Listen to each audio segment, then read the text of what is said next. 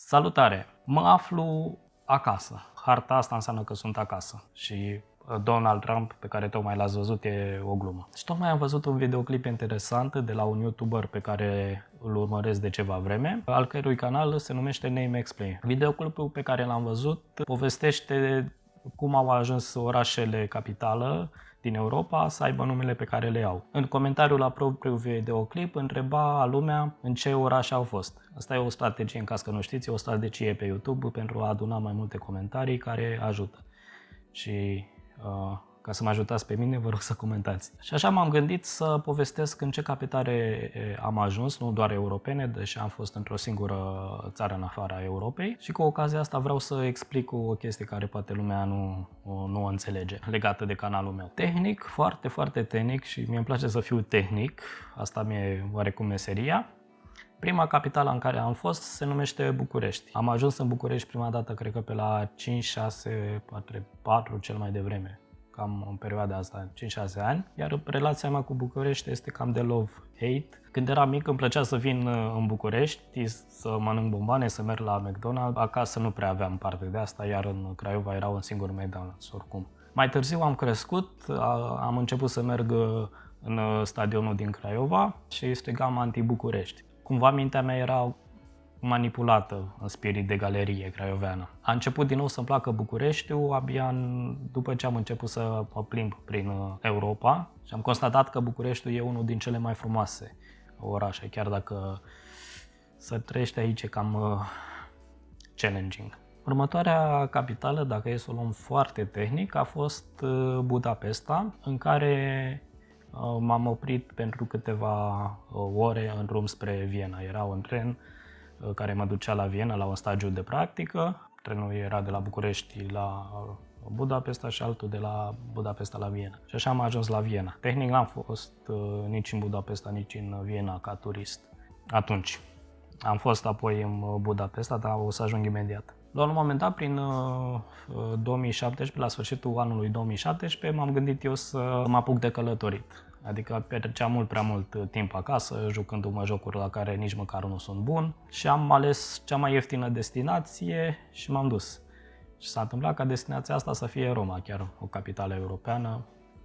Toate drumurile duc la Roma, primul meu drum ca turist, tot la Roma a dus. Și din nou, foarte tehnic, tot în Roma se mai află o capitală numită Vatican. E capitala și singurul oraș al statului Vatican. Următoarea capitală în care am fost, deși am stat destul de puțin și acolo, cam o oră, două, s-a numit Andorra la Vella. Tehnic am venit din Barcelona, care e capitala Cataloniei, dar Catalonia nu e recunoscută și practic nu e stat independent, deși ei încearcă. Mai apoi am ajuns din nou la Budapesta, unde am fost la o cursă de Formula 1, iar un vis din copilărie pe care mi l-am îndeplinit. Și de la Budapesta am zburat direct la Paris. S-a întâmplat să merg la Paris din diverse motive. Următoarea capitală în care am ajuns este Londra. Orașul cât de cât mi-a plăcut, chiar dacă... Da, să zicem doar că mi-a plăcut, deși a fost foarte ciudat. Nu pot să spun de câte ori m-au derutat autobuzele pentru că veneau din partea greșită. Londra a fost doar o oprire, pentru că de la Londra am mers la Reykjavik, în Islanda. Aia a fost una din cele mai mișto vacanțe în care am fost. Islanda e superbă.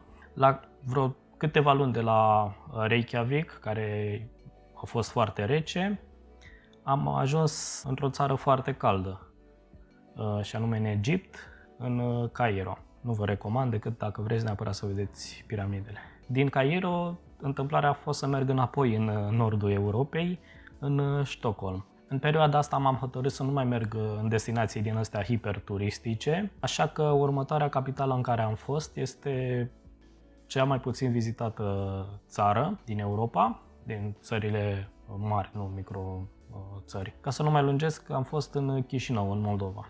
Tehnic, din Chișinău am mers și în Tiraspol. Transnistria e de facto altă țară, dar nu e recunoscut oficial. Cam astea au fost capitalele în care am ajuns. Pe lângă țările pe care le-am menționat, am mai fost în câteva țări în care nu am ajuns în capitală. Acestea sunt Germania, unde am fost doar la colonie, în Köln sau Cologne.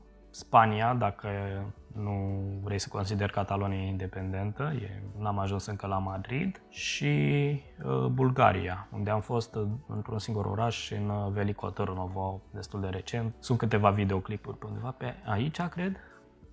Un alt motiv pentru care am vrut să fac videoclipul ăsta este ca să-l pun de la feature pe canal, pe canalul de YouTube, pe unde mă aflu. Vreau să explic că am fost deja în destinații hiperturistice. Am fost în Roma, Paris, Londra, Barcelona, Nisa din Franța, iar nu e capitală, dar am fost și acolo. Am fost în Viena, deși poate o să mă întorc într-o zi. Ideea e că am fost în destinațiile astea și vreau să văd și altceva.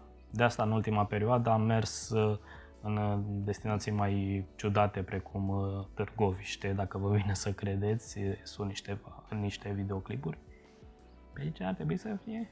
Și de asta canalul meu este cam obscur, nu conține destinații la care vă așteptați. Sunt destinații care îmi plac mie. Oricum, în toate vacanțele am făcut sute și mii de poze. În general, nimeni nu se uită la pozele și filmările mele, cel mult dacă mă întreabă cineva cum a fost în Barcelona, de exemplu. Îi arăt pozele așa fugar și aia e. Vreau să comprim vacanțele în care merg în videoclipuri de 10-15 minute și cam asta e scopul canalului ăsta. În concluzie, dacă vă așteptați să vedeți videoclipuri de la mine din destinații precum Roma, Paris, Londra, Barcelona, s-ar putea să așteptați mult mai mult.